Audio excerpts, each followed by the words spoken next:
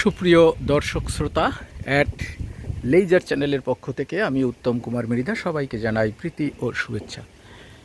প্রিয় দর্শক, আমার চ্যানেলে অনেক দিন পর্যন্ত ভিডিও দেওয়া হয়নি, কারণ আমার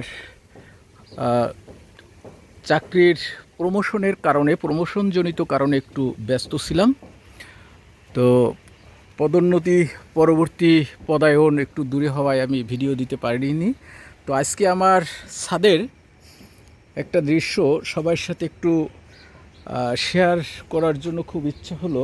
আমি বেশ আবেগ আপ্লুত, কারণ যে ড্রাগন, অনেকে বাজার থেকে যে ড্রাগন কিনে খান, সেই ড্রাগন কিন্তু স্বাস্থ্যসম্মত না এবং খেতে তেমন একটা সুস্বাদু না। তো আমার ছাদ বাগানে যে ড্রাগন, আমি মাঝে মাঝে ড্রাগনের ভিডিও দিয়েছি। তো আজকে আমি ছাদে এসে দেখলাম বেশ কিছু ড্রাগন পেকেছে এবং অনেক ড্রাগনের ফুল ধরেছে, দেখতে পাচ্ছেন। এইগুলো কিন্তু ফুল ফুটে অটোমেটিক ড্রাগন ধরেছে, দেখুন। আর এই যে দেখুন কত সুন্দর ড্রাগন পেকে পেকে আছে।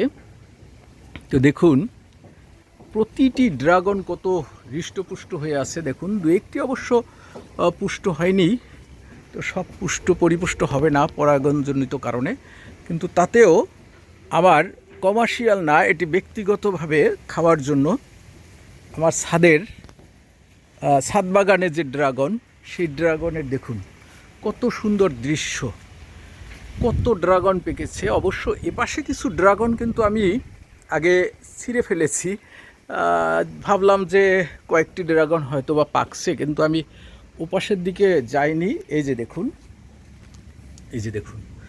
কত ড্রাগন পেকেছে এবং অটোমেটিক এখানে কিছু পচেও গিয়েছে, এই যে দেখুন। তো আমি এই দৃশ্যটি আপনাদের সাথে শেয়ার করার জন্য এপাশে আমার অ্যাডেনিয়ামের শেডটাকে আমি এপাশে দেখাতে পারছি না। তো তারপরেও দেখুন কত সুন্দর ড্রাগন। এই ড্রাগনে কিন্তু কোনো যত্ন প্রয়োজন হয় না, আপনি শুধু লাগিয়ে রাখলেই এরকম সুস্বাদু ফল। বাজারের যে ফল ওগুলো কিন্তু আমিও খেয়েছি, একেবারে মিষ্টি না এবং হাইব্রিড, সুস্বাদু স্বাস্থ্যসম্মত নয়। কিন্তু আমাদের এই ছাদের ড্রাগন যথেষ্ট মিষ্টি এবং বাচ্চারা তো প্রচুর, আমার মেয়ে তো প্রচুর পরিমাণে খায়।